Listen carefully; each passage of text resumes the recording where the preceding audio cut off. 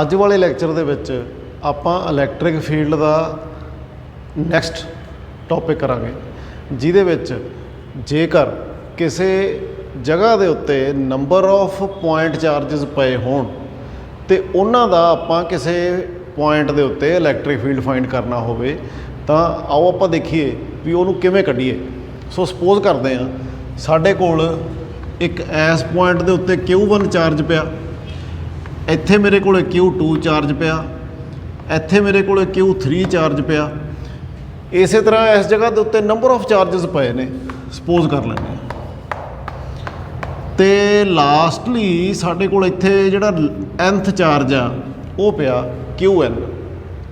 ਹੁਣ ਅਸੀਂ ਇਹ ਦੇਖੀਏ ਵੀ ਇਹਨੂੰ ਅਸੀਂ ਕਹਿੰਦੇ ਇੱਕ system of charges, discrete distribution of charges ਪਈ ਆ। ਵੈਸੇ ਹੀ ਚਾਰਜ ਕੋਈ ਕਿਤੇ ਕੋਈ ਕਿਤੇ ਕੋਈ ਕਿਤੇ ਪਿਆ। ਸੋ ਇਹਨਾਂ ਸਾਰਿਆਂ ਦਾ ਅਲੱਗ-ਅਲੱਗ ਆਪਣਾ ਫੀਲਡ ਹੋਏਗਾ। ਜੇਕਰ ਇਹਨਾਂ ਦਾ ਫੀਲਡ ਹੈ ਤਾਂ ਅਸੀਂ ਇੱਕ ਸਿੰਗਲ ਪੁਆਇੰਟ ਦੇ ਉੱਤੇ ਇਹਨਾਂ ਦਾ ਫੀਲਡ ਕੈਲਕੂਲੇਟ ਕਰਨਾ ਹੈ ਯੂਜ਼ਿੰਗ ਕੂਲਮਜ਼ ਲਾ। ਤਾਂ ਉਹ ਕਿਵੇਂ ਕਰਦੇ ਆ? ਤਾਂ ਸਪੋਜ਼ ਕਰੀਏ ਅਸੀਂ ਇਸ ਪੁਆਇੰਟ ਤੇ P ਪੁਆਇੰਟ ਅਸੀਂ ਆਬਜ਼ਰਵੇਸ਼ਨ ਪੁਆਇੰਟ ਰੱਖ ਲੈਂਦੇ ਆ, ਜਿਹਦਾ distance from Q1 position vector ਦੱਸੇਗਾ R1P। This is a vector quantity. ਇਸੇ ਤਰ੍ਹਾਂ Q ਦਾ ਡਿਸਟੈਂਸ ਆਬਜ਼ਰਵੇਸ਼ਨ ਪੁਆਇੰਟ ਤੱਕ ਸਾਨੂੰ ਦੱਸੇਗਾ ਇਹਦੀ position position vector R2P। Second charge ਦਾ P ਤੱਕ। ਇਸੇ ਤਰ੍ਹਾਂ ਥਰਡ ਚਾਰਜ ਦਾ ਪੋਜੀਸ਼ਨ ਵੈਕਟਰ ਆਬਜ਼ਰਵੇਸ਼ਨ ਪੁਆਇੰਟ ਤੱਕ R3P ਵੈਕਟਰ।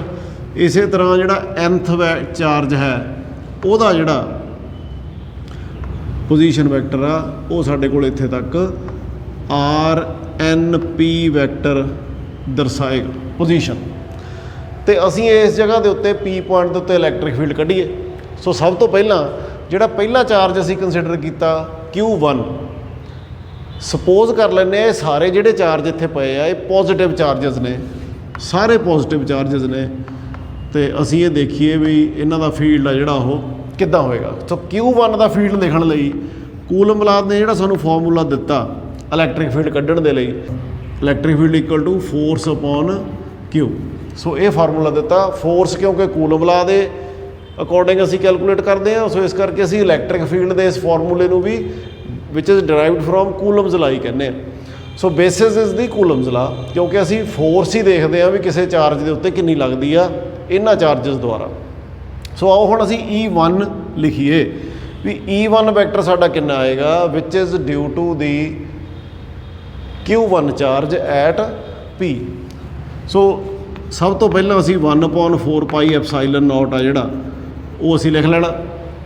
ਉਦੋਂ ਬਾਅਦ ਸਾਨੂੰ ਕੀ ਚਾਹੀਦਾ? ਸਾਨੂੰ ਚਾਹੀਦਾ ਜਿਹੜਾ ਸੋਰਸ ਚਾਰਜ ਆ, ਜਿਹੜਾ ਫੀਲਡ ਦੇ ਰਿਹਾ which is the source of charge, ਉਹ ਕਿੰਨਾ ਸਾਡਾ Q1। ਦੂਜੀ ਗੱਲ ਕੀ ਚਾਹੀਦੀ ਆ? Q1 ਤੋਂ ਲੈ ਕੇ ਆਬਜ਼ਰਵੇਸ਼ਨ ਪੁਆਇੰਟ ਤੱਕ ਜਿਹੜਾ ਡਿਸਟੈਂਸ ਆ ਉਹਦਾ ਸਾਨੂੰ ਸਕੇਅਰ ਚਾਹੀਦਾ ਜੀ। ਸੋ it is R1P। So R1P square ਨੀਚੇ ਆ ਗਿਆ। ਨਾਲ ਸਾਨੂੰ ਕੀ ਚਾਹੀਦਾ? ਨਾਲ ਸਾਨੂੰ ਡਾਇਰੈਕਸ਼ਨ ਚਾਹੀਦੀ ਹੈ ਵੀ ਇਲੈਕਟ੍ਰਿਕ ਫੀਲਡ ਕਿੱਧਰ ਨੂੰ ਹੋਏਗਾ। ਇਲੈਕਟ੍ਰਿਕ ਫੀਲਡ ਦੀ ਡਾਇਰੈਕਸ਼ਨ ਦੇਖਣ ਦੇ ਲਈ ਅਸੀਂ ਕੀ ਕਰਦੇ ਹਾਂ? ਅਸੀਂ ਇੱਕ ਟੈਸਟ ਚਾਰਜ ਅਸਿਊਮ ਕਰਦੇ ਹਾਂ। ਟੈਸਟ ਚਾਰਜ ਨੂੰ ਜੇਕਰ ਇੱਥੇ ਰੱਖ ਕੇ ਦੇਖੀਏ, ਟੈਸਟ ਚਾਰਜ ਕਿਉਂਕਿ ਪੋਜ਼ਿਟਿਵ ਚਾਰਜ ਹੁੰਦਾ, ਜੇਕਰ ਇੱਥੇ ਰੱਖ ਕੇ ਦੇਖੀਏ ਤਾਂ ਇਸ ਚਾਰਜ ਦੇ ਫੀਲਡ ਕਰਕੇ, ਕਿਉਂਕਿ ਪੋਜ਼ਿਟਿਵ ਚਾਰਜ ਹੈ ਉਹਨੂੰ ਰਿਪੈਲ ਕਰੇਗਾ ਤੇ ਟੈਸਟ ਚਾਰਜ ਸਾਡਾ ਇਸ ਚਾਰਜ ਕਰਕੇ ਇੱਧਰ ਨੂੰ ਜਾਏਗਾ। So this will B the direction of E1। ਸੋ ਇਹਨੂੰ ਮੈਂ ਕਹਿ ਦਿੰਦਾ ਜੀ ਯੂਨਿਟ ਵੈਕਟਰ R1P ਇਹਦੀ ਡਾਇਰੈਕਸ਼ਨ ਦੱਸੇਗਾ। So this forms my equation number 1 ਵਿਚ shows the electric field due to charge Q1 at P। Similarly ਅਸੀਂ ਜਿਹੜਾ ਸੈਕਿੰਡ ਚਾਰਜ ਆ ਉਹਦਾ ਇਲੈਕਟ੍ਰਿਕ ਫੀਲਡ ਇੱਥੇ ਕੱਢ ਲਈਏ। ਸੋ ਉਹਦਾ ਇਲੈਕਟ੍ਰਿਕ ਫੀਲਡ ਨੂੰ ਅਸੀਂ E2 ਕਹਿ ਦਿੰਦੇ ਹਾਂ। And it can also B right on similar grounds Q2 upon R2P square into unit vector R2P। so this forms my equation number 2। ਇਹਦੀ ਡਾਇਰੈਕਸ਼ਨ ਕਿੱਧਰ ਨੂੰ ਹੋਏਗੀ? ਸੈਕਿੰਡ ਚਾਰਜ ਤੋਂ ਇੱਥੇ ਅਸੀਂ ਜਦੋਂ ਟੈਸਟ ਚਾਰਜ ਰੱਖ ਕੇ ਦੇਖਾਂਗੇ ਤਾਂ ਉਹ ਕਿੱਧਰ ਨੂੰ ਜਾਏਗਾ? ਬਿਲਕੁਲ ਇਸੇ ਲਾਈਨ ਦੇ ਵਿੱਚ ਰਿਪੈਲ ਹੋਏਗਾ। So this will be my direction of electric field E2। ਇਸੇ ਤਰ੍ਹਾਂ ਅਸੀਂ E3 ਕੱਢ ਸਕਦੇ ਹਾਂ ਇਸ ਚਾਰਜ ਦਾ। ਸੋ ਚੱਲਦੇ ਚੱਲਦੇ ਇਸੇ ਤਰ੍ਹਾਂ ਅਸੀਂ En ਕੱਢ ਸਕਦੇ ਹਾਂ ਸਾਰੇ number of charges the. E3 the direction ਸਾਡੇ ਕੋਲ ਇੱਧਰ ਨੂੰ ਆ ਜਾਏਗੀ, En ਦੀ ਡਾਇਰੈਕਸ਼ਨ ਮੇਰੇ ਕੋਲੇ ਇੱਦਾਂ ਆ ਜਾਏਗੀ। ਉਸ ਤੋਂ ਬਾਅਦ ਟੋਟਲ ਸਿਸਟਮ ਦਾ ਇਲੈਕਟ੍ਰਿਕ ਫੀਲਡ ਕੈਲਕੂਲੇਟ ਕਰਨ ਦੇ ਲਈ we will use principle of superposition. ਕੀ ਸੀਗਾ principle of superposition? Principle of superposition ਇਹ ਸੀਗਾ ਵੀ ਜਦੋਂ ਇੱਕ ਨੰਬਰ ਆਫ ਫੋਰਸਿਸ ਕਿਸੇ ਜਗ੍ਹਾ 'ਤੇ ਐਕਟ ਕਰਦੀਆਂ ਹੋਣ ਤਾਂ ਉਹਨਾਂ ਨੂੰ ਅਸੀਂ ਵੈਕਟੋਰੀਅਲੀ ਐਡ ਕਰ ਦਈਏ ਤਾਂ ਸਾਨੂੰ ਉਹਦਾ ਰਿਜ਼ਲਟ ਮਿਲ ਜਾਂਦਾ। ਸੋ ਇਸੇ ਤਰ੍ਹਾਂ ਕਿਉਂਕਿ ਸਾਰੇ ਵੈਕਟਰਸ ਨੇ ਇਲੈਕਟ੍ਰਿਕ ਫੀਲਡ, ਤਾਂ ਇਹਨਾਂ ਸਾਰਿਆਂ ਦਾ ਵੈਕਟਰ ਸਮ ਅਸੀਂ ਫਾਈਂਡ ਕਰਾਂਗੇ ਕਿਵੇਂ? ਜਿਹੜਾ ਸਾਨੂੰ total electric field at point R ਮਿਲੇਗਾ that will be E1 plus E2 at R going so on up to En। ਸੋ ਇਹ ਸਾਨੂੰ ਸਾਰਿਆਂ ਦਾ ਸਮ ਆ ਜਿਹੜਾ ਅਕੋਰਡਿੰਗ ਟੂ ਪ੍ਰਿੰਸੀਪਲ ਆਫ ਸੁਪਰਪੋਜੀਸ਼ਨ ਸਾਨੂੰ total electric field at point P ਮਿਲ ਜੇਗਾ। ਸੋ ਕਿੰਨੀ ਵੈਲਿਊ ਆਏਗੀ? E1 ਸਾਡੇ ਕੋਲ ਕਿੰਨਾ ਸੀ? 1/4πε0 Q1/R1P² into R1P cap plus E2 ਸਾਰੀ ਰਕਮ, ਫਿਰ ਪਲੱਸ E3 ਦੀ ਸਾਰੀ ਰਕਮ, ਫਿਰ E4 ਦੀ, E5 ਦੀ, En ਤੱਕ ਸਾਨੂੰ ਸਾਰੀਆਂ ਟਰਮਸ ਲਿਖ ਕੇ ਉਹਨਾਂ ਨੂੰ ਐਡ ਕਰਾਂਗੇ। ਤਾਂ ਉਹ ਸਾਰੀਆਂ ਟਰਮਸ ਦੇ ਵਿੱਚ ਅਸੀਂ ਇਹ ਧਿਆਨ ਨਾਲ ਦੇਖੀਏ ਵੀ 1/4πε0 ਸਾਡਾ ਸਾਰਿਆਂ 'ਚ ਕਾਮਨ ਆਉਂਦਾ। ਸੋ ਇਸ ਕਰਕੇ 1/4πε0 ਮੈਂ ਕਾਮਨ ਕੱਢ ਕੇ ਬਾਹਰ ਲਿਖ ਲੈਂਦਾ। ਇਸ ਤੋਂ ਬਾਅਦ ਪਹਿਲੀ ਟਰਮ ਦੇ ਵਿੱਚ ਮੇਰੇ ਕੋਲ ਕੀ ਆਉਂਦਾ? Q1/R1P² into R1P cap plus ਦੂਜੀ ਟਰਮ ਦੇ ਵਿੱਚ ਆਉਂਦਾ ਮੇਰੇ ਕੋਲ Q2/R2P² into R2P cap। ਇਸੇ ਤਰ੍ਹਾਂ ਤੀਜੀ ਟਰਮ ਆਏਗੀ, ਚੌਥੀ ਆਏਗੀ, ਪੰਜਵੀਂ ਆਏਗੀ, ਐਂਡ ਤੇ ਜਾ ਕੇ ਮੇਰੇ ਕੋਲੇ nth ਟਰਮ ਆਏਗੀ Qn/RnP² into RnP cap। ਸੋ ਇੱਥੇ ਅਸੀਂ ਬ੍ਰੈਕਟ ਬੰਦ ਕਰ ਦਾਂਗੇ। ਹੁਣ ਜਾਂ ਤਾਂ ਅਸੀਂ ਇਹ ਫਾਰਮੂਲਾ ਲਿਖ ਲਈਏ ਜਾਂ ਇਹਨੂੰ ਸ਼ਾਰਟ ਕਰਕੇ ਅਸੀਂ ਯੂਜ਼ਿੰਗ ਸਮੇਸ਼ਨ ਇਹਨੂੰ ਸ਼ਾਰਟ ਕਰਕੇ ਲਿਖ ਲਈਏ 1/4πε0 ਬਾਹਰ ਆ ਜਾਏਗਾ। ਸਮੇਸ਼ਨ ਲਿਖ ਦਿਆਂਗੇ I tend from 1 to n, Q1 ਦੀ ਜਗ੍ਹਾ ਤੇ QI ਆ ਜਾਏਗਾ over RIP² into RIP cap। So this forms our formula for electric field at a point P due to a number of charges। ਹੁਣ ਅਸੀਂ ਦੇਖਿਆ ਵੀ ਕਿਵੇਂ ਅਸੀਂ ਇਲੈਕਟ੍ਰਿਕ ਫੀਲਡ ਨੂੰ ਕੈਲਕੂਲੇਟ ਕਰ ਸਕਦੇ ਹਾਂ। ਇੱਕ ਸਿੰਗਲ ਚਾਰਜ ਤੋਂ ਕਿਸੇ ਵੀ ਡਾਇਰੈਕਸ਼ਨ ਦੇ ਵਿੱਚ ਕੋਈ ਪੁਆਇੰਟ ਆ ਉੱਥੇ ਉਹਦੇ ਆਲੇ ਦੁਆਲੇ ਅਸੀਂ ਇਲੈਕਟ੍ਰਿਕ ਫੀਲਡ ਕੈਲਕੂਲੇਟ ਕਰ ਸਕਦੇ ਹਾਂ ਯੂਜ਼ਿੰਗ ਕੂਲਮਜ਼ ਲਾ। Number of charges the electric field ਆਪਾਂ ਫਾਈਂਡ ਕਰਨਾ ਹੋਵੇ ਕਿਸੇ ਸਿੰਗਲ ਪੁਆਇੰਟ 'ਤੇ, ਉਹ ਵੀ ਅਸੀਂ ਦੇਖਿਆ ਕਿਵੇਂ ਅਸੀਂ ਕੂਲਮਜ਼ ਲਾ ਤੋਂ ਫਾਰਮੂਲਾ ਫੋਰਸ ਦਾ ਯੂਜ਼ ਕਰਕੇ ਉਹਨੂੰ ਚਾਰਜ 'ਤੇ ਇੱਕ ਸਿੰਗਲ 'ਤੇ ਡਿਵਾਈਡ ਕਰਕੇ ਤੇ ਅਸੀਂ with the help of superposition principle electric field at a point P calculate ਕਰ ਸਕਦੇ ਹਾਂ। ਇੱਥੇ ਕੁਐਸਚਨ ਸਾਡੇ ਦਿਮਾਗ 'ਚ ਆ ਸਕਦਾ ਵੀ ਜੇਕਰ ਕੂਲਮਜ਼ ਲਾ ਨੂੰ ਯੂਜ਼ ਕਰਕੇ ਹੀ ਅਸੀਂ ਇਲੈਕਟ੍ਰਿਕ ਫੀਲਡ ਫਾਈਂਡ ਕਰ ਰਹੇ ਹਾਂ ਦੈਨ ਕੂਲਮਜ਼ ਲਾ ਦੇ ਹੁੰਦੇ ਹੋਏ ਸਾਨੂੰ ਇਹ ਅਨਦਰ ਫਾਰਮੂਲਾ ਸਿੱਖਣ ਦੀ ਕੀ ਲੋੜ ਆ, ਕਿਉਂਕਿ ਕੂਲਮ ਲਾ ਤਾਂ ਆਲਰੇਡੀ ਹੈਗਾ ਹੀ ਹੈ। ਸੋ ਇਸ ਚੀਜ਼ ਨੂੰ ਦੇਖਣ ਦੇ ਲਈ ਜੇਕਰ ਅਸੀਂ ਧਿਆਨ ਨਾਲ ਦੇਖੀਏ ਵੀ ਜੇ ਇੱਥੇ ਮੇਰੇ ਕੋਲ ਇੱਕ ਸਿੰਗਲ ਚਾਰਜ ਪਿਆ ਹੋਵੇ ਤੇ ਇਲੈਕਟ੍ਰਿਕ ਫੀਲਡ ਇਹਦੇ ਆਲੇ ਦੁਆਲੇ ਇਸ ਚਾਰਜ ਦਾ ਪ੍ਰਭਾਵ ਦੱਸਦਾ ਵੀ ਜੇਕਰ ਇਹਦੀ ਵਿਸੀਨਿਟੀ ਦੇ ਵਿੱਚ ਇਹਦੇ ਨੇੜੇ ਜਿੱਥੇ ਤੱਕ ਇਹਦਾ ਪ੍ਰਭਾਵ ਆ, ਐਕਚੁਅਲੀ ਫੀਲਡ ਕੀ ਆ? ਫੀਲਡ ਇੱਕ ਪ੍ਰਭਾਵ ਹੀ ਆ। ਸੋ ਜਿੱਥੇ ਤੱਕ ਇਹਦੇ ਆਲੇ ਦੁਆਲੇ 3 ਡਾਇਮੈਂਸ਼ਨਸ ਦੇ ਵਿੱਚ ਇਹਦਾ ਪ੍ਰਭਾਵ ਕੋਈ ਹੋਰ ਚਾਰਜ ਮਹਿਸੂਸ ਕਰ ਸਕਦਾ। ਕਿਹੜਾ ਚਾਰਜ? ਜਿਵੇਂ ਆਪਾਂ ਟੈਸਟ ਚਾਰਜ ਕਿਹਾ ਸੀ ਜਿਹਦੀ ਵੈਲਿਊ ਅਪਰੋਚਿੰਗ ਟੂ 0 ਆ ਚਾਰਜ ਦੀ। ਕਿਉਂ ਲੈਂਦੇ ਅਪਰੋਚਿੰਗ ਟੂ 0? ਕਿਉਂਕਿ ਜੇਕਰ ਇਹਦੀ ਵੈਲਿਊ ਜ਼ਿਆਦਾ ਹੋਵੇ ਤਾਂ ਟੈਸਟ ਚਾਰਜ ਦੀ ਆਪਣੀ ਫੀਲਡ ਇਸ ਚਾਰਜ ਦੀ ਫੀਲਡ ਨੂੰ ਪ੍ਰਭਾਵਿਤ ਕਰ ਸਕਦੀ ਹੈ। ਪਰ ਜੇਕਰ ਅਸੀਂ ਟੈਸਟ ਚਾਰਜ ਦੀ ਵੈਲਿਊ ਨੂੰ ਅਪਰੋਚਿੰਗ ਟੂ 0 ਲੈਂਦੇ ਆ ਤਾਂ ਉਹ ਇੰਨਾ ਛੋਟਾ ਲੈਣ ਦਾ ਕਾਰਨ ਇਹੀ ਆ ਵੀ ਉਹ ਸੋਰਸ ਚਾਰਜ ਦੇ ਫੀਲਡ ਨੂੰ ਅਫੈਕਟ ਨਾ ਕਰੇ, ਇਹਨੂੰ ਡਿਸਟਰਬ ਨਾ ਕਰੇ।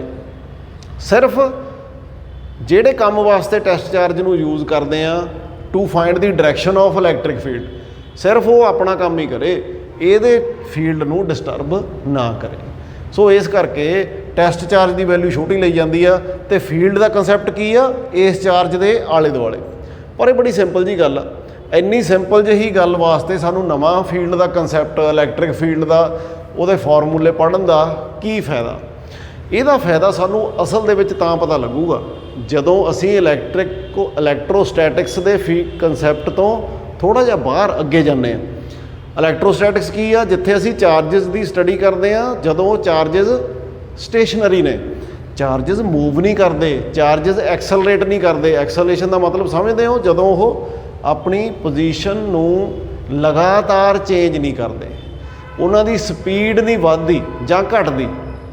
ਸੋ ਐਕਸਲਰੇਟਿੰਗ ਚਾਰਜਸ ਦੇ ਵਿੱਚ ਜਦੋਂ ਅਸੀਂ ਸਟੱਡੀ ਕਰਦੇ ਹਾਂ, ਫਿਰ ਸਾਨੂੰ ਇਲੈਕਟ੍ਰਿਕ ਫੀਲਡ ਦਾ ਅਸਲ ਮੰਤਵ ਸਮਝ ਲੱਗਦਾ ਕੀ ਆ। ਆਪਾਂ ਹੁਣੇ ਦੇਖਦੇ ਹਾਂ। ਸਪੋਜ਼ ਕਰੀਏ ਮੇਰੇ ਕੋਲ ਇੱਥੇ ਦੋ ਚਾਰਜ ਨੇ Q1 ਤੇ Q2 ਤੇ ਦੋਨੇ ਚਾਰਜਸ ਐਕਸਲਰੇਟਿੰਗ ਨੇ। ਐਕਸਲਰੇਟਿੰਗ ਮਤਲਬ they will go on increasing there speed ਔਰ ਡਿਕਰੀਜ਼ਿੰਗ ਦੇਅਰ ਸਪੀਡ ਕੰਟੀਨਿਊਸਲੀ। ਚਾਹੇ ਸਪੀਡ ਲਗਾਤਾਰ ਵੱਧ ਰਹੀ ਆ, ਚਾਹੇ ਲਗਾਤਾਰ ਘਟ ਰਹੀ ਆ, ਜਿੱਧਰ ਨੂੰ ਮਰਜ਼ੀ ਜਾ ਰਹੇ ਆ, ਚਾਹੇ ਇੱਕ ਦੂਜੇ ਦੇ ਰਿਲੇਟਿਵ ਮੋਸ਼ਨ 'ਚ ਜਾ ਰਹੇ ਆ, ਪਰ ਇੱਕ ਦੂਜੇ ਦੇ ਪ੍ਰਤੀ ਲਗਾਤਾਰ ਵੱਧਦੀ ਹੋਈ ਸਪੀਡ ਨਾਲ ਜਾਂ ਘਟਦੀ ਹੋਈ ਸਪੀਡ ਦੇ ਨਾਲ ਮੂਵ ਕਰ ਰਹੇ। ਹੁਣ ਜਦੋਂ ਇੱਕ ਚਾਰਜ ਮੂਵ ਕਰਦਾ ਤਾਂ ਉਦੋਂ ਇੱਕ ਬਹੁਤ ਮਹੱਤਵਪੂਰਨ ਚੀਜ਼ ਘਟਦੀ ਆ। ਜਦੋਂ ਕੋਈ ਚਾਰਜ ਮੂਵ ਕਰਦਾ ਤਾਂ ਉਹਦਾ ਇਲੈਕਟ੍ਰਿਕ ਫੀਲਡ ਵੀ ਚੇਂਜ ਕਰਦਾ ਹੈ ਤੇ ਚੇਂਜਿੰਗ ਇਲੈਕਟ੍ਰਿਕ ਫੀਲਡ ਆਪਣੇ ਆਲੇ ਦੁਆਲੇ ਮੈਗਨੈਟਿਕ ਫੀਲਡ ਵੀ ਪੈਦਾ ਕਰ ਲੈਂਦਾ ਤੇ ਸਾਡੇ ਕੋਲ ਕੀ ਬਣ ਜਾਂਦਾ? Electromagnetic field. ਉਹੀ ਫੀਲਡ ਜਿਹੜਾ ਅਸੀਂ ਇੱਥੇ ਇਕੱਲੇ ਇਲੈਕਟ੍ਰਿਕ ਫੀਲਡ ਦੀ ਗੱਲ ਕਰਦੇ ਹਾਂ। ਸਟੇਸ਼ਨਰੀ ਚਾਰਜ ਦੇ ਕੇਸ ਦੇ ਵਿੱਚ ਜਦੋਂ ਚਾਰਜ ਮੂਵ ਕਰਦਾ ਉਹਦੇ ਨਾਲ ਦੀ ਨਾਲ ਉਹਦਾ ਮੈਗਨੈਟਿਕ ਫੀਲਡ ਵੀ ਉਹਦੇ ਆਲੇ ਦੁਆਲੇ ਆ ਜਾਂਦਾ, ਰਿਜ਼ਲਟਿੰਗ ਇਨ ਇਲੈਕਟ੍ਰੋਮੈਗਨੈਟਿਕ ਵੇਵ। ਹੁਣ ਜੇ ਪਹਿਲਾ ਚਾਰਜ ਮੂਵ ਕਰਦਾ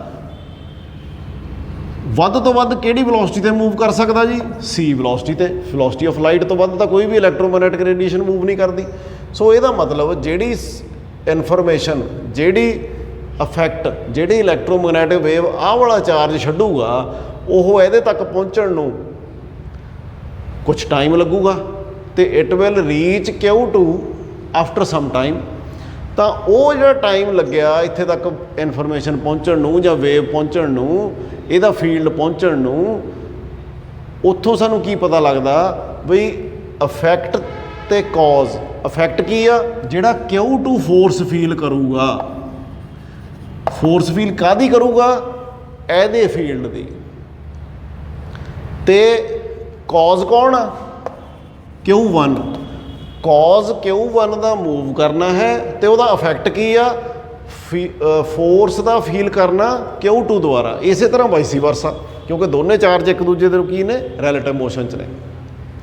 ਸੋ ਇੱਥੇ ਜਾ ਕੇ ਸਾਨੂੰ ਅਸਲ ਇਲੈਕਟ੍ਰਿਕ ਫੀਲਡ ਦਾ ਕਨਸੈਪਟ ਪਤਾ ਲੱਗਦਾ ਬਈ ਇਲੈਕਟ੍ਰਿਕ ਫੀਲਡ ਕਿਉਂ ਪੜ੍ਹਨਾ ਇੰਨਾ ਜ਼ਰੂਰੀ ਆ। ਸੋ ਇਹ ਕਨਸੈਪਟ ਫੈਰਾਡੇ ਨੇ ਸਭ ਤੋਂ ਪਹਿਲਾਂ ਇੰਟਰੋਡਿਊਸ ਕੀਤਾ ਸੀ ਫੀਲਡ ਦਾ, ਬਈ ਫੀਲਡ ਦੀ ਇੰਪੋਰਟੈਂਸ ਕੀ ਚੀਜ਼ ਆ।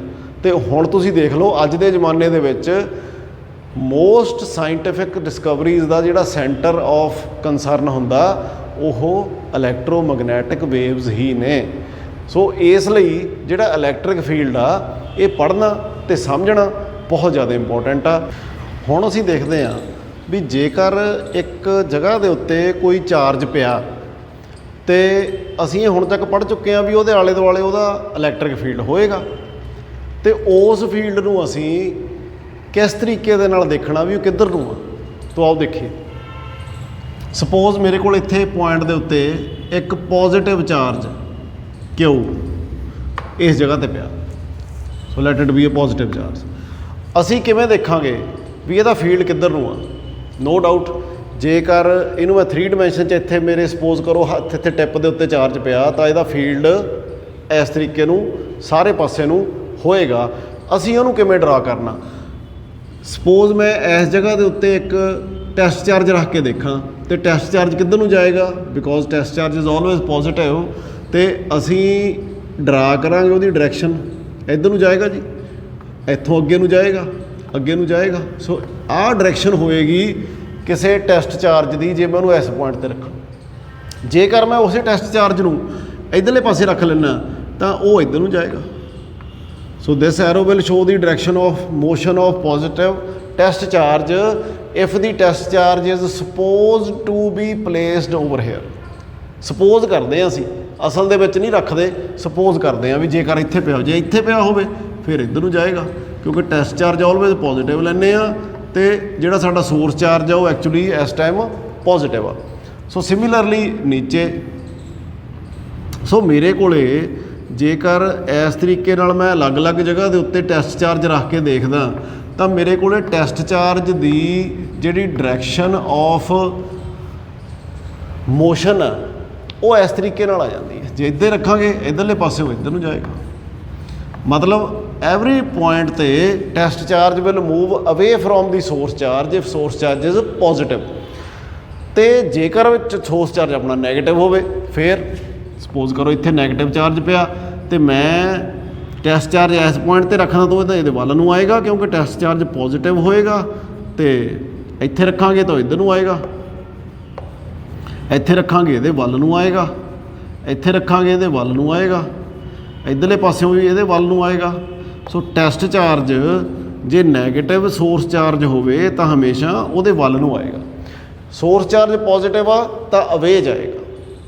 ਤਾਂ ਇਹ ਜਿਹੜੀਆਂ ਲਾਈਨਾਂ ਹੁਣ ਸਾਨੂੰ ਦਿਸਦੀਆਂ ਨੇ, ਇਹਨਾਂ ਲਾਈਨਾਂ ਨੂੰ ਅਸੀਂ ਕਹਿੰਦੇ ਹਾਂ electric field lines. electric field lines just these are the imaginary lines which are the path followed by a test charge if it is free to move। Test charge ਅਸੀਂ ਉਹਦੀ ਵਿਸੀਨਿਟੀ 'ਚ ਰੱਖਦੇ ਹਾਂ ਸੋਰਸ ਚਾਰਜ ਦੇ, ਅਤੇ ਜਿੱਧਰ ਨੂੰ ਉਹ ਮੂਵ ਕਰਦਾ ਉਹਦਾ ਪਾਥ ਆ ਜਿਹੜਾ ਸਾਨੂੰ ਉਹ ਇੱਕ ਲਾਈਨ ਬਣਦੀ ਆ, ਅਤੇ ਉਹ ਲਾਈਨ ਨੂੰ ਕੀ ਕਹਿੰਦੇ ਅਸੀਂ ਇਲੈਕਟ੍ਰਿਕ ਫੀਲਡ ਲਾਈਨਸ। ਹੁਣ ਇਹ ਇਲੈਕਟ੍ਰਿਕ ਫੀਲਡ ਲਾਈਨ ਦੀ ਇੰਪੋਰਟੈਂਸ ਕੀ ਹੈ, ਕਿਉਂ ਅਸੀਂ ਇਹਨਾਂ ਨੂੰ ਇੰਟਰੋਡਿਊਸ ਕੀਤਾ? ਪਹਿਲੀ ਗੱਲ ਸਭ ਤੋਂ ਵੱਡੀ ਵੀ ਇਸ ਨੂੰ ਫੀਲਡ ਲਾਈਨਸ ਨੂੰ ਬਣਾਇਆ ਜਾਂਦਾ just to show the presence of electric field at any place. ਕਿਸੇ ਫੀਲਡ 'ਤੇ ਇਲੈਕਟ੍ਰਿਕ ਫੀਲਡ ਹੈਗਾ ਤਾਂ ਅਸੀਂ ਉਹਦੀ ਪ੍ਰੈਜੈਂਸ ਨੂੰ ਸ਼ੋ ਕਰਨ ਦੇ ਲਈ ਉੱਥੇ ਫੀਲਡ ਲਾਈਨਸ ਬਣਾ ਦਿੰਦੇ ਹਾਂ।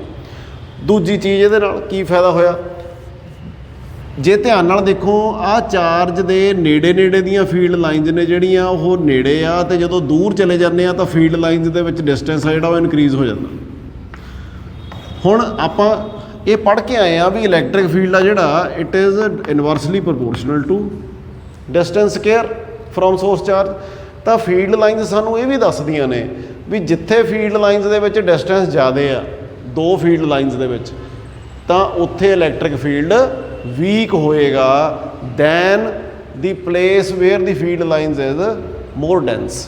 ਜਿੱਥੇ ਨੇੜੇ ਨੇ ਡੈਂਸਿਟੀ ਜ਼ਿਆਦਾ ਆ ਉੱਥੇ ਫੀਲਡ ਜ਼ਿਆਦਾ ਸਟਰੋਂਗਰ ਆ, ਜਿੱਥੇ ਫੀਲਡ ਲਾਈਨਸ ਅਪਾਰਟ ਨੇ ਉੱਥੇ ਫੀਲਡ ਕੀ ਆ ਵੀਕ ਹੈ। ਤੀਜੀ ਗੱਲ, ਪਹਿਲੀ ਗੱਲ ਸੀ ਪ੍ਰੈਜੈਂਸ ਆਫ ਇਲੈਕਟ੍ਰਿਕ ਫੀਲਡ, ਦੂਜੀ ਗੱਲ ਜਿਹੜੀ ਇਹਨਾਂ ਦੀ ਡੈਂਸਿਟੀ ਆ ਉਹ strength of electric field show ਕਰਦੀ ਆ, ਤੀਜੀ ਗੱਲ ਇਹ ਆ ਸਾਡੇ ਕੋਲੇ ਵੀ ਇਹਨਾਂ ਦੀ ਡਾਇਰੈਕਸ਼ਨ ਆ ਜਿਹੜੀ ਫੀਲਡ ਲਾਈਨਸ ਦੀ, ਜੇਕਰ ਅਵੇ ਫਰੋਮ ਦੀ ਚਾਰਜ ਆ then the source charge is positive.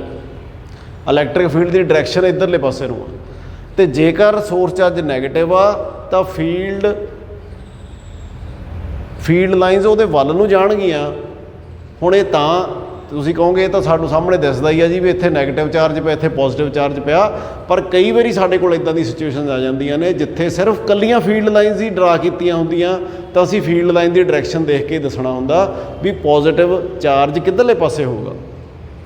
ਹੁਣ ਸਪੋਜ਼ ਕਰ ਲਓ ਸਾਨੂੰ ਕੋਈ ਇਹੋ ਜਿਹਾ ਕੁਐਸਚਨ ਆ ਗਿਆ ਜਿਹਦੇ ਵਿੱਚ ਇਹ ਦਿੱਤਾ ਹੋਇਆ ਵੀ ਇਸ ਜਗ੍ਹਾ ਦੇ ਉੱਤੇ left to right electric field ਆ ਜੀ, ਇਸ ਤਰੀਕੇ ਨਾਲ ਲਾਈਨਾਂ ਡਰਾ ਕੀਤੀਆਂ ਹੋਈਆਂ ਅਤੇ ਇੱਥੇ ਈ ਲਿਖਤਾ। ਤਾਂ ਲਾਈਨਾਂ ਦਾ ਮਤਲਬ ਇਹ ਆ ਵੀ ਆਹ ਪਾਸਾ ਲੈਫਟ ਸਾਈਡ 'ਤੇ ਕਿਸੇ ਪਾਸੇ ਕੋਈ ਪੋਜ਼ਿਟਿਵ ਪਲੇਟ ਹੋਊਗੀ ਚਾਰਜਸ ਦੀ ਜਿਹਦੇ ਤੋਂ ਇਹ ਫੀਲਡ ਇੱਧਰਲੇ ਪਾਸੇ ਨੂੰ ਆ ਰਿਹਾ, ਅਤੇ ਹੋ ਸਕਦਾ ਇੱਧਰਲੇ ਪਾਸੇ ਕਿਤੇ ਕੋਈ ਨੈਗੇਟਿਵ ਚਾਰਜ ਦੀ ਸ਼ੀਟ ਪਈ ਹੋਵੇ ਜਿਹਦੇ ਵੱਲ ਨੂੰ ਇਹ ਜਾ ਰਹੀਆਂ ਨੇ। ਸੋ ਇਸ ਤਰ੍ਹਾਂ ਫੀਲਡ ਲਾਈਨਸ ਬੜੀਆਂ ਇੰਪੋਰਟੈਂਟ ਨੇ। चौथी गल आ जाती है भी जिहड़ी फील्ड लाइनस ने यह हमेशा चार्ज तो शुरू होंदियां ने पॉजिटिव तो ख़त्म कित्थे होंदियां ने जाके नैगेटिव ते। Field lines start from positive charge and they terminate at negative charge. ਇਹਦਾ मतलब ये होया भी इत्थों शुरू हो के तो इत्थे खत्म हो गई ਇਹਦੀ सरफेस ते आके ਇਹਦੇ ਵਿੱਚੋਂ ਦੀ नहीं लंघदियां। नैगेटिव चार्ज ਦੇ ਵਿੱਚੋਂ लंघ के ਅੱਗੇ नहीं जा ਸਕਦੀਆਂ क्योंकि सारियां ਇੱਥੇ आके खत्म हो रहीਆਂ। ਇਹਦੇ ਵਿੱਚੋਂ निकल के बाहर आ रहीਆਂ ने पर ਇਹਦੇ ਵੱਲ ਨੂੰ नहीं आ रहीਆਂ कोई। सो इस करके field lines originate from positive charge but end at negative charge. They do not form closed loop. Closed loop नहीं बनाउंदियां। ਇਹ लूप की हुंदा ਜਿਹੜੀ लाइन दोने पासों जुड़ी होवे। मतलब फील्ड लाइन इदां नहीं हो सकता भी एक पासों शुरू हुई तो लगातार दूजे एंड दे नाल मिल के गांह फेर चली गई। So this can not be possible in the case of electric field lines. So electric field lines originate from positive charge and end at negative charge. They break at charges. Charges ते आके ख़त्म हो जांदियां ने। Closed loop नहीं बनाउंदियां। अगली गल ये आ भी दो फील्ड लाइनस जिहड़ियां एक चार्ज दियां ने ਉਹ किते भी आपस दे विच इंटरसैक्ट नहीं करदियां। जिवें इत्थों चार्ज रखिया आपां टेस्ट चार्ज तो इधर नूं गया, ਇਹਦੇ ਬਿਲਕੁਲ ਨਾਲ ਰੱਖ ਲਿਆ ਤਾਂ ਉਹ ਇੱਧਰ ਨੂੰ ਜਾਊਗਾ, ਹੋਰ ਇਹਦੇ ਨਾਲ ਰੱਖ ਲਿਆ ਤਾਂ ਇੱਧਰ ਨੂੰ ਜਾਊਗਾ। ਇਹ ਕਿਤੇ ਵੀ ਘੁੰਮ ਕੇ ਇੱਕ ਦੂਜੇ ਨੂੰ ਕੱਟ ਨਹੀਂ ਕਰ ਸਕਦੀਆਂ। ਦਿਸ ਕੈਨ ਨਾਟ ਬੀ ਪੋਸੀਬਲ। ਕਿਉਂ ਨਹੀਂ ਕੱਟ ਕਰ ਸਕਦੀਆਂ? ਕਿਉਂਕਿ ਜੇਕਰ ਕਿਸੇ ਪੁਆਇੰਟ ਤੇ ਸਪੋਜ਼ ਇਸ ਪੁਆਇੰਟ ਤੇ ਕੱਟ ਕਰ ਗਈਆਂ, ਸਪੋਜ਼ ਕਰ ਲਓ ਇਹ ਪੁਆਇੰਟ ਸਾਡਾ ਐਨ ਪੁਆਇੰਟ ਆ, ਤਾਂ ਇਸ ਪੁਆਇੰਟ ਤੇ ਇਲੈਕਟ੍ਰਿਕ ਫੀਲਡ ਦੀ ਡਾਇਰੈਕਸ਼ਨ ਕੀ ਹੋਗੀ? ਜੇ फील्ड लाइन सानू इलैक्ट्रिक फील्ड की डायरैक्शन दसदी आ तो इधरले पासे नूं डायरैक्शन आ वाली होगी, इधरले पासे नूं डायरैक्शन आ वाली होगी। ਇਹਦਾ मतलब ये होया क्योंकि इलैक्ट्रिक फील्ड एक वैक्टर क्वांटिटी आ, डायरैक्शन नाल इहदी वैल्यू चेंज कर जानी है। सो इस करके एक पॉइंट के उत्ते साडे कोल इलैक्ट्रिक फील्ड दी वैल्यूज़ कितनी हो गई? 2। सो ये हो नहीं सकता।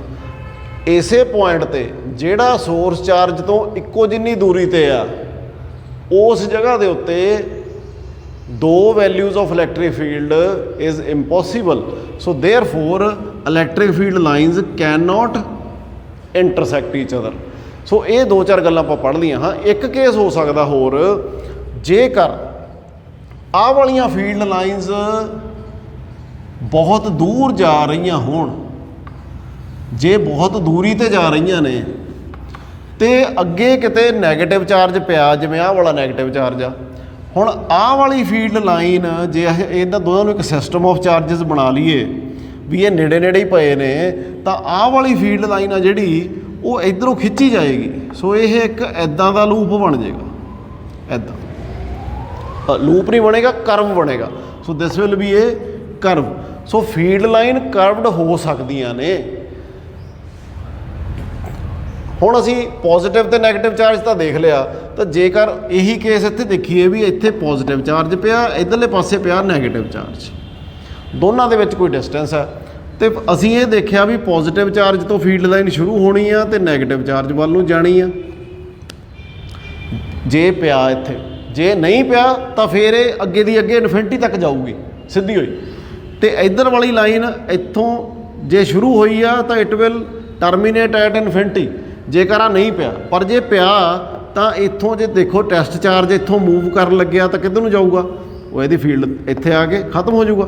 सो इस तरह इदां दियां लाइनस साडे कोले बन सकदियां ने, कर्वड लाइनस बन सकदियां ने जेकर साडे कोले एक अपोजिट चार्ज नेड़े पिया है।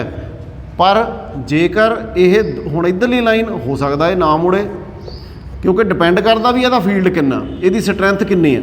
सो इधरलियां लाइनस इहदे सरफेस तो बाहर जाणगियां, पर जिहड़ियां उहदे फील्ड दे विच नेड़े आ गईयां ਉਹ ਕਰਵਡ बन जाणगियां। सो इस तरह इधरले पासियों फील्ड लाइनस ਇਹਦੇ ਵੱਲ ਨੂੰ ਆਉਣਗੀਆਂ because it is a negative charge, ਪਰ ਜਿਹੜੀਆਂ ਪੋਜ਼ਿਟਿਵ ਚਾਰਜ ਦੇ ਫੀਲਡ 'ਚ ਆ ਜਾਣਗੀਆਂ ਉਹ ਇੱਦਾਂ ਕਰਵਡ ਲਾਈਨਸ ਦਿਸਣਗੀਆਂ। ਸੋ ਇਸ ਅਸੈਂਬਲੀ ਨੂੰ ਜਿੱਥੇ ਦੋ ਇਕੁਅਲ ਐਂਡ ਅਪੋਜ਼ਿਟ ਚਾਰਜਸ ਕਿਸੇ ਡਿਸਟੈਂਸ ਤੇ ਪਏ ਹੋਣ, ਇਹਨਾਂ ਨੂੰ ਅਸੀਂ ਕਹਿ ਦਿੰਦੇ ਆ ਡਾਈਪੋਲ, ਕਿਉਂਕਿ ਇੱਕ ਦੋ ਪੋਲ ਬਣੇ ਹੋਏ ਆ। So these are a system of two poles. ਇੱਕ ਪੋਲ ਇਹਨੂੰ ਮੰਨ ਲਈਏ, ਇਹਨੂੰ ਅਸੀਂ ਡਾਈਪੋਲ ਕਹਿ ਦਿੰਦੇ ਆ, ਕਿਉਂਕਿ ਇਲੈਕਟ੍ਰੀਕਲ ਚਾਰजेस ਦੇ ਨਾਲ ਸੰਬੰਧਿਤ ਆ। So it is called electrical dipole. ਹੁਣ ਅਸੀਂ ਇਹ ਫਾਈਂਡ ਆਊਟ ਕਰ ਲਿਆ ਵੀ ਪੋਜ਼ਿਟਿਵ ਚਾਰਜ ਦੀਆਂ ਫੀਲਡ ਲਾਈਨਸ ਕਿੱਦਾਂ ਹੋਣਗੀਆਂ, ਨੈਗੇਟਿਵ ਚਾਰਜ ਦੀਆਂ ਕਿੱਦਾਂ ਹੋਣਗੀਆਂ, ਡਾਈਪੋਲ ਦੀਆਂ ਕਿੱਦਾਂ ਹੋਣਗੀਆਂ। ਪਰ ਜੇਕਰ ਇੱਕ ਸਿਸਟਮ ਇੱਦਾਂ ਦਾ ਹੋਵੇ ਵੀ ਇੱਥੇ ਵੀ ਪੋਜ਼ਿਟਿਵ ਆ, ਇੱਧਰ ਵੀ ਪੋਜ਼ਿਟਿਵ ਆ, ਸੇਮ ਚਾਰਜ ਪਏ ਨੇ, ਤਾਂ ਸੇਮ ਚਾਰजेस ਦੇ ਕੇਸ 'ਚ ਫੀਲਡ ਲਾਈਨਸ ਕਿੱਦਾਂ ਦੀਆਂ ਹੋਣਗੀਆਂ। ਦੇਖੋ ਜਿਹੜੀਆਂ ਦੂਰ ਵਾਲੀਆਂ ਨੇ ਉਹ ਤਾਂ ਇੱਧਰ ਨੂੰ ਬਾਹਰ ਨੂੰ ਜਾਣਗੀਆਂ,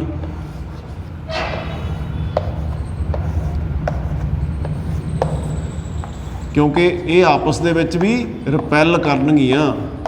ਜੇ ਚਾਰजेस ਰਿਪੈਲ ਕਰਦੇ ਨੇ ਤਾਂ ਉਹਨਾਂ ਦੀਆਂ ਫੀਲਡ ਲਾਈਨਸ ਵੀ ਰਿਪਲਸ਼ਨ ਸ਼ੋ ਕਰਨਗੀਆਂ। ਇਹ ਵਾਲੀਆਂ ਲਾਈਨਸ ਇੱਕ ਦੂਸਰੇ ਦੇ ਉੱਤੇ ਲੇਟਰਲ ਪ੍ਰੈਸ਼ਰ ਲਗਾਉਂਦੀਆਂ ਫੀਲ ਹੋਣਗੀਆਂ ਇਸ ਤਰੀਕੇ ਦੇ ਨਾਲ।